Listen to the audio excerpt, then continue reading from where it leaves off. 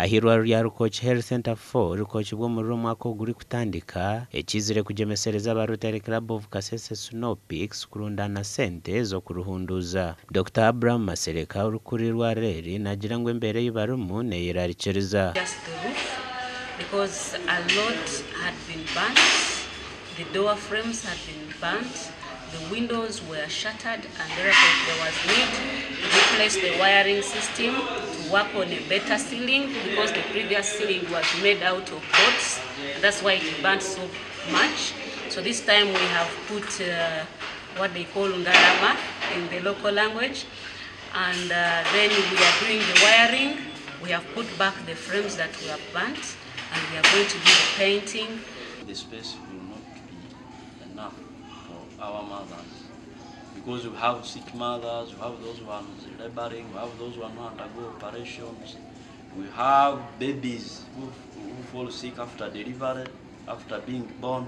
Francisco Semwanga, o District Governor wa Uganda hamwe na Tanzania, asimira umurimo gwa Rotary Club of Kasese Snow Peaks barumunu bakora. I want to thank the Rotary Club of Kasese Snow Peaks for this initial intervention they have so far made.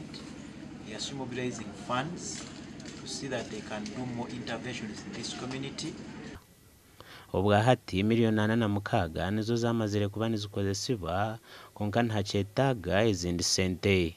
Omugandi okore ngutezi government yahiriza urembo rwa Hoyuma project ya Uganda Support Municipality Infrastructure Development ningajete osmade n'obushagici bwa banka yensi yona kushikire abuceka 9 na mushanjwa harigana.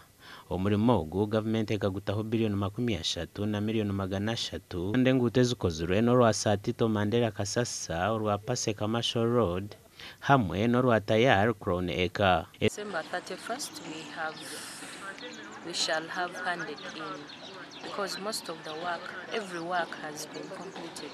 We are only remaining on installing the lights, the street lights. Ngudo tusemereirwe muno, government yebale muno tukolere ngudo. Baitu government nere tukolere ngudo sente tuzikora baite entrukia eri haiguru muno. Abokwana bakastoma bakanya business kurubata kurungi.